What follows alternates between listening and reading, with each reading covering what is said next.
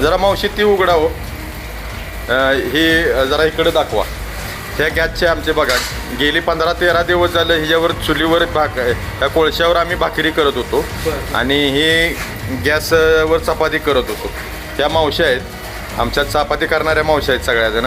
ही भाकरी करणारी मावशी आहे. गेली 13 दिवस झालं आमच्याकडे ती गॅसच नाही.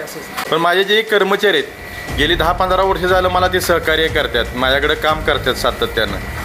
त्यांचं ह्याच्यावरच उपजीविका चालते, त्यांच्या खर्चापुरतं का होईना. पण आत्ता गेली 13-14 दिवस झालं आम्हाला गॅसचा सिलेंडर मिळालेला नाही. आत्ता आपण पाहिलं तर आम्ही चुलीवर जेवण करतोय आणि चुलीवर जेवण करणं हे न परवडण्यासारखं आहे. आणि कस्टमर जेवायला बसलं की जिथं जेवणाचं आमचं वाढायचं आहे तिथं पण धुराचा त्रास व्हायला लागला आहे. कस्टमरला पण ते जेवायला येणं झालं. सगळ्या हॉटेल व्यावसायिकांनी चुली घातलेल्या आहेत आणि चुलीवरती या ठिकाणी जेवण करण्यात येतं. आता इकडं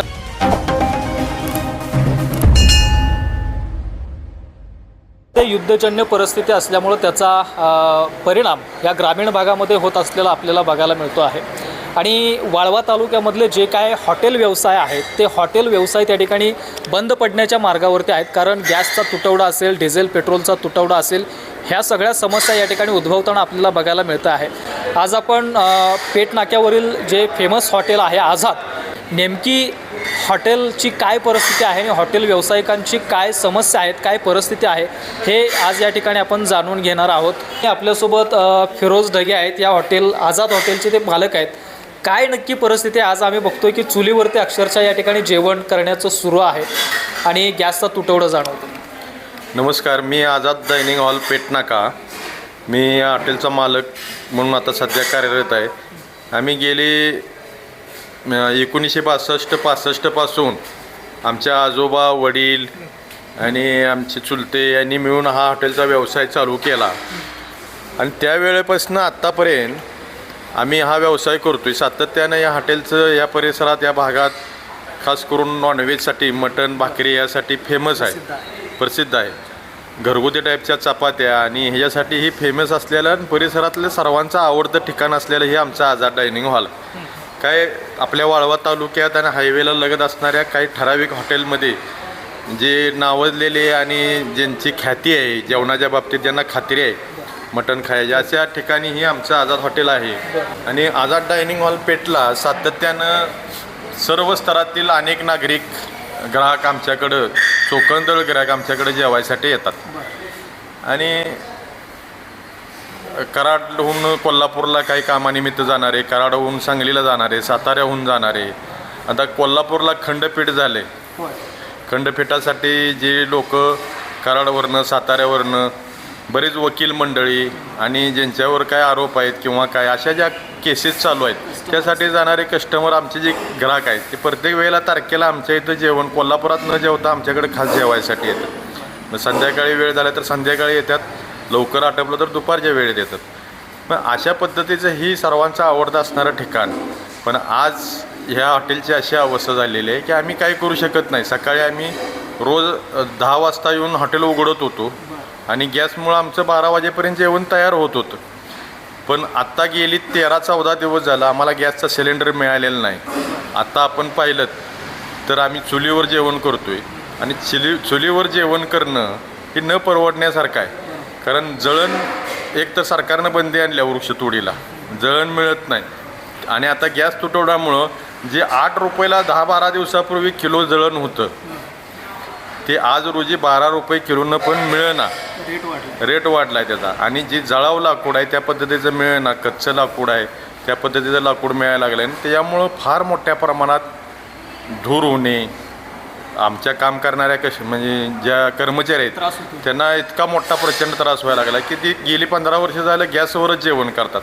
डोळ्यातनं पाणी येणे, धूर येणे, म्हणजे धुरामुळं सगळं हॉटेल आम्ही आता 6 महिन्यापूर्वी रंगवलं आहे.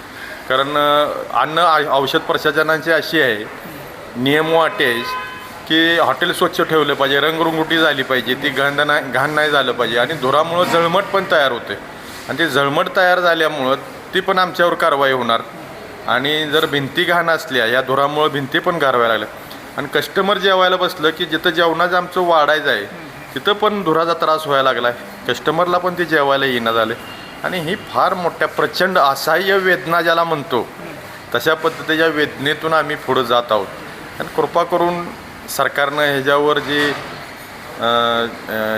काय हॉस्पिटलसाठी किंवा अन्य शाळांच्यासाठी ज्या पद्धतीनं सोयी केलेल्या आहेत कमर्शियल गॅसच्या बाबतीत आणि शासन ज्या पद्धतीनं सांगतं आहे, शासनाचे प्रमुख ज्या पद्धतीनं सांगतात, आम्ही व्यापारी माणसं आहे, आम्ही कोणाला आरोप करणार नाही, पण शासन ज्या पद्धतीनं सांगतं आहे की सगळ्या सुविधा आहेत, सगळं सुजलाम सुफलाम आहे, गॅसचा कुठंही तुटवडा नाही, पण तुटवडा नाही तर आमच्याकडे गॅसच मिळालेलं नाही, आम्हाला गॅसच नाही, आम्ही मग हौसेनं काही चुली पेटवलेलं नाहीत. आमचं सगळं बघितलं तर तुम्ही गॅसचं सगळं झाकलेलं आहे, रिकाम्या टाक्या आहेत आमच्याकडं. अशा पद्धतीची परिस्थिती आहे. माझ्याकडे जवळजवळ 14 ते 16 कर्मचारी आहेत. जरा मावशी ती उघडावं, हे जरा इकडे दाखवा. ह्या गॅसचे आमचे बघा गेली 15-13 दिवस झालं ह्याच्यावर चुलीवर ह्या कोळशावर आम्ही भाकरी करत होतो आणि हे गॅसवर चपाती करत होतो. ह्या मावश्या आहेत आमच्या, चपाती करणाऱ्या मावश्या आहेत सगळ्याजण, ही भाकरी करणारे मावशी आहे. गेली 13 दिवस झालं आमच्याकडे ते गॅसच नाही आणि गॅस शिल्लक ठेवून चूल कशाला घालत बसतो, ही धुरात कोण बसणार आहे? पाहिजे तर त्या मावशीनं पण विचार किती दिवस आपण झालं हे करतोय भाकरी. अशा पद्धतीची नक्कीच आपण या ठिकाणी बघतोय की हे जे हॉटेल आहे ते पूर्णपणे कस्टमरने भरलेलं असतं. मात्र आता सध्या जर का आपण परिस्थिती बघितली तर हॉटेलमध्ये चुली या ठिकाणी पेटवण्याची वेळ ह्या हॉटेल व्यावसायिकांच्या वरती आलेली आहे. आणि इकडं जर का बघितलं तर हे रेग्युलर यांचं जे किचन आहे, ही गॅसची आमची सिस्टीम अशी होती की आम्हाला एका सिलेंडर लावलं की आम्ही गॅसचं फिटिंग करून घेतलं आहे, त्याच्यावरच जास्त सिलेंडर लागू नये ह्याची दक्षता आम्ही पण हॉटेलवाल्यांनी घेतल्यात की प्रत्येक ठिकाणी इथं एक सिलेंडर, तिथं एक सिलेंडर, भाकरीपाशी एक, चपातीपाशी एक, असं सिलेंडर लागू नये म्हणून आम्ही गॅसचं फिटिंग करून घेतलं आहे. तर एका सिलेंडरमध्ये हे सगळं युनिट चालतं. आमच्या जवळजवळ 13-14 शेगडे आहेत, ते चालतं. अशा पद्धतीनं आम्ही जेवढं तुटवडा करता येईल तेवढं तुटवडा करून आम्ही चालवलंच. पण आजची कंडिशन जर पाहता तर हे आमचं गेले 13-14 दिवस झालं ही गॅसच्या शेगड्या बंदच आहे आणि ह्या धुरामुळं आम्ही प्रचंड असं वाटायला लागले की आम्हाला तर पैशासाठी आम्ही आत्ता मालक म्हणून मी काम करत नाही, पण माझे जे कर्मचारी आहेत गेली 10-15 वर्ष झालं मला ते सहकार्य करतात, माझ्याकडे काम करतात सातत्यानं, त्यांचं ह्याच्यावरच उपजीविका चालते. त्यांच्या खर्चापुरतं का होईना पैसे निघावं, त्यांच्या पगारापुरतं तरी निघावं म्हणून मी हे आज काम करतोय. नाहीतर पैशासाठी असं काही काम करण्यासारखी आजची कंडिशन. मला सांगा, आझाद हॉटेल हे हायवेला आहे बरोबर, येणारे कस्टमर अगदी इकडं पुण्यापासून, मुंबईपासून, इकडं बेंगलोरपासूनचे कस्टमर इकडं प्रवासामध्ये असताना तुमच्या इकडं जेवण करतात. पूर्णपणे त्या ठिकाणी हॉटेल भरगतच असतं. पण सध्या काय परिस्थिती आहे कस्टमरच्या बाबतीमध्ये? आता काय आहे सध्या की बऱ्याच जणांचा हॉटेलमध्ये जाण्याचा, तर बऱ्याच लोकांचं काय झालं की गॅस नाहीत आणि त्यामुळं हॉटेल बंद आहेत बऱ्यापैकी, त्यामुळं गैरसमज झाला आहे, त्यामुळं हॉटेल बंद असेल असं वाटतं आहे. आणि आम्ही पण काय करतो की आमच्या कामगारांच्या खर्चापुरतं जरी पैसे निघालं तर आम्ही तेवढंच काम करून घरला जातो. कारण ही जेवण करणं चुलीवर हे असह्य करण्यासारखं आहे आणि तेवढं शक्य नाही. त्यामुळं आम्ही जास्त कस्टमर करण्याच्या जी कायमचे मोजके कस्टमर आहेत ज्यांना आवडच आहे, असं नाही की हायवेनं जाणार आहेत, पण खास मुद्दा म्हणून खायला येणारे सुद्धा शिराळा भागातले, इस्लामपूरमधले, स्थानिकमधले पण लोक खास आझादचं हॉटेलचं जेवण खाण्यासाठी येतात. आणि आज आमची दयनीय अवस्था आहे. आमची शासनाला विनंती आहे, प्रशासनाला विनंती आहे, पुरवठा विभागाला विनंती आहे की त्यांनी आम्हाला न्याय द्यावा. आणि आम्ही 50% तुम्ही आता कालच्या तर पेपरला असं आलं की 50% वर्तमानपत्राला असं आलं की 50% कपात करून सिलेंडर देतोय आम्ही, रेग्युलर आहेत. 50%पर्यंत आम्ही वाढ केलेली, कपातीची वाढ केलेली आहे. पण असं काही वस्तुस्थिती दिसत नाही. मी आता वाळवा तालुका हॉटेल असोसिएशनचा अध्यक्ष म्हणून पण काम करतो आहे आणि असोसिएशनच्या एवढ्या लोकांच्या समस्या आहेत, अनेक लोकांच्या. आपल्या इकडले महाराष्ट्रातले कामगार कमी आहेत. जिथं जिथं ज्या त्या हॉटेलमध्ये 50% 25% कर्मचारी UP बिहारमधनं आलेले कर्मचारी आहेत आणि त्यांना महिन्यावर पगार देतो आहे, दिवसावर नाही. आणि ते हॉटेल बंद असलं काय आणि चालू असलं का त्यांना जेवण द्यायचं आहे.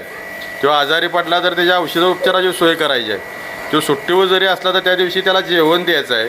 हे असं आमची आणि त्यांची परगावच्या वेटरांची अशी बांधिलकी आहे कामगारांची. आणि ते आम्हाला आज त्यांना तरी जेवण करण्यासाठी हॉटेल उघडावंच लागते. मग ते चुलीवर का होईना त्याच्याबरोबर काही 4 गिराईक होतील ते अशा पद्धतीनं आम्ही हॉटेलचा व्यवसाय करतो आहे. आणि फार कठीण प्रसंग आहे.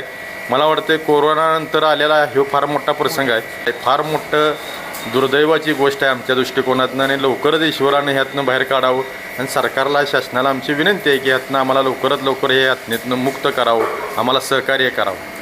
तर नक्कीच आपण बघितलं की हे आझाद हॉटेलचे मालक फिरोज ढगे आहेत.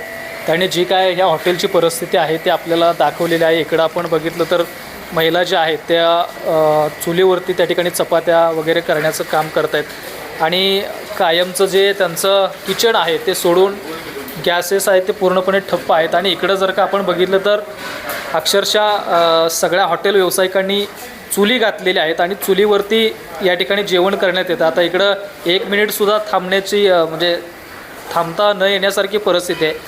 सगळे कामगार कशा पद्धतीनं काम करत असतील याचा आपण या ठिकाणी अंदाज घेऊ शकतो. आता 1 मिनिट जरी थांबलं, अगदी उन्हाळा या ठिकाणी सुरू झालेला आहे आणि अशा परिस्थितीमध्ये चुली पेटवून त्या ठिकाणी चुलीवरती जेवण करणं हे कुठंतरी आव्हानात्मक काम असलेलं बघायला मिळतं आहे. आणि या गॅस तुटवड्यामुळं या ठिकाणी ग्राहकांची या ठिकाणी कमतरता या ठिकाणी भासते आहे. वाळवा तालुक्यातले जे हॉटेल व्यवसाय ते पूर्णपणे या ठिकाणी ठप्प होण्याच्या परिस्थितीवरती किंवा मार्गावरती असलेले आपल्याला बघायला मिळतात.